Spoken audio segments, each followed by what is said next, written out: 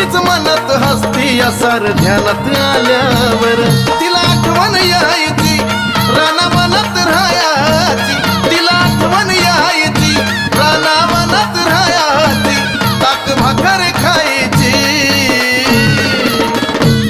अग नजर लागली खंडोबाला बानुबाईची नजर लागली खंडोबाला बानुबाई